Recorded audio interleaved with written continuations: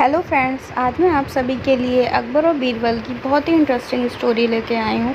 उम्मीद करती हूँ आप सभी को पसंद आएगी। तो चलिए हम बिना समय को बर्बाद किए हुए अपनी कहानी को शुरू करते हैं।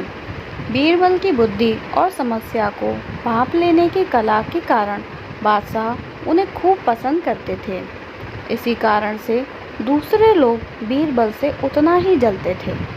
इन जलने वालों में से एक अकबर का साला भी था। वो हमेशा से ही बीरबल को मिला हुआ खास स्थान लेना चाहता था। बादशाह जानते थे कि बीरबल जैसा कोई और नहीं हो सकता है। वो अपने साले को भी ये बात समझाने की कोशिश करते थे, लेकिन उनका साला हमेशा कहता था कि वो भी काफ़ी बुद्धिमान है। इन सब बातों के कारण एक बार बादशाह के मन में हुआ कि अब ये ऐसे नहीं मानेगा, इसे कुछ कार्य देकर ही समझाना पड़ेगा। तभी अकबर ने अपने साले से कहा कि तुम अपने दिमाग और सूझबूझ से इस कोयले की बोरी को सबसे ज़्यादा लालची सेठ दमड़ी लाल को बेच कर आओ। अगर तुमने ऐसा कर दिया तो मैं तुम्हें तुरंत बीरबल की जगह दे दूंगा। यह बात सुनकर अकबर का साला हैरान हुआ, लेकिन उसे बीरबल की जगह चाहिए थी। इसी सोच के साथ वो कोयले की बोरी लेकर सेठ के पास पहुंच गया। सेठ ऐसे ही किसी की भी बातों में आने वाला नहीं था, इसलिए उसने उसे खरीदने से मना कर दिया। अब अपना उदास चेहरा लेकर अकबर का साला महल लौट आया। उसने कहा कि मैं इसे नहीं बेच पाया।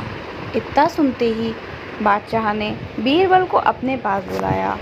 उन्होंने अपने साले के सामने ही बीरबल से कहा कि तुम्हें सेठ दमड़ी लाल को ये कोयले की बोरी बेचनी है। बादशाह का आदेश मिलने पर बीरबल ने कहा कि आप एक बोरी बेचने के लिए कह रहे हैं। मैं उस सेठ को एक कोयले का टुकड़ा ही 10,000 में बेच सकता हूँ। यह बात सुनकर अकबर का साला तंग रह गया। अकबर ने कहा कि ठीक है, तुम एक कोयले का टुकड़ा बेच आओ। बादशाह का आदेश मिलते ही एक कोयले का टुकड़ा उठाकर बीरबल वहाँ से चले गए। उन्होंने सबसे पहले एक मलमल के कपड़े का कुर्ता अपने लिए सिलवाया। फिर उसे पहनकर अपने गले में हीरे मोती की मालाएं डाल लीं और महंगे दिखने वाले जूते भी पहन लिए।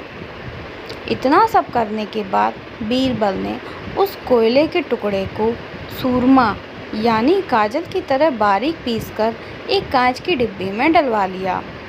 इसी भेष में वो महल के मेहमान घर में आ गए।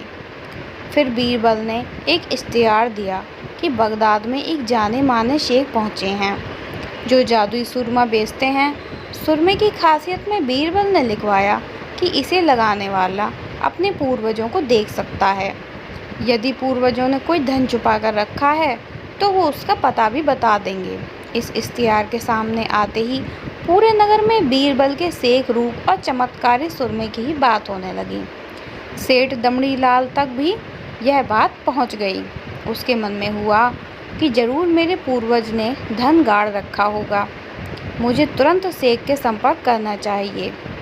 इतना सोचकर दमड़ी लाल सेठ बने बीरबल के पास पहुंचा। बीरबल ने जानबूझकर उन्हें पहचाना नहीं। सेठ ने कहा कि मुझे सूरमे की डिब्बी चाहिए। तब सेठ ने जवाब दिया कि बिल्कुल लीजिए, लेकिन एक डिब्बी की कीमत 10,000 रुपये है। सेठ काफ़ी चालाक था।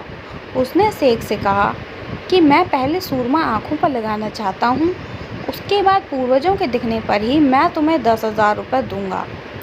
सेठ बने बीरबल ने कहा कि ठीक है, आपको ऐसा करने की इजाज़त है। बस आपको सुरमे की जांच करने के लिए चौराहे पर चलना होगा। चमत्कारी सूरमे का करिश्मा देखने के लिए वहाँ लोगों की भीड़ लग गई।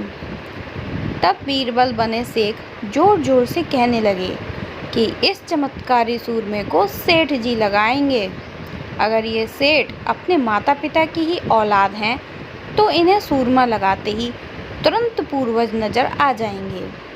पूर्वज नहीं दिखे तो मतलब ये होगा कि वो अपने माता पिता की औलाद नहीं हैं।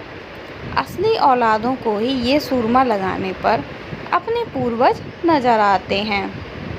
यह सब कहने के बाद शेख ने सेठ के आँखों पर सूरमा लगा दिया और कहा कि अब आप आँखें अपनी बंद कर लो। सेठ ने आँखें बंद की लेकिन उन्हें कोई भी नहीं दिखा। अब सेठ के मन में हुआ कि मैंने कह दिया कि मुझे कोई नहीं दिखा तो भारी अपमान हो जाएगा। इज्जत को बनाए रखने के लिए सेठ ने आँखें खोली और कहा कि हाँ, मुझे अपने पूर्वज दिख गए। इसके बाद गुस्से में लाल सेठ ने बीरबल के हाथ में 10,000 रुपये थमा दिए। अब खुश होते हुए बीरबल महल चले गए। उन्होंने कहा कि लीजिए बादशाह, एक कोयले का 10,000 रुपये, और सारा किस्सा सुना दिया। यह देखते ही बादशाह का साला मुंह बनाकर महल से चला गया। उसके बाद से उसने कभी भी बीरबल की जगह लेने की बात अकबर से नहीं की। तो हमें इस कहानी से क्या सीख मिलती है? हमें इस कहानी से सीख मिलती है कि किसी से कभी भी ईर्ष्या नहीं करनी चाहिए और अपनी काबिलियत को साबित करने के लिए बुद्धि का उपयोग ज़रूर करना चाहिए। तो दोस्तों, आपको मेरी कहानी कैसी लगी प्लीज़ कमेंट बॉक्स में ज़रूर बताइएगा।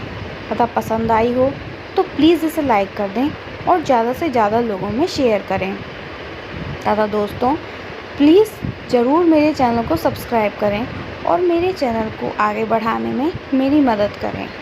आज के लिए इतना ही। कल आऊँगी आपके लिए नई कहानी लेकर। तब तक के लिए धन्यवाद।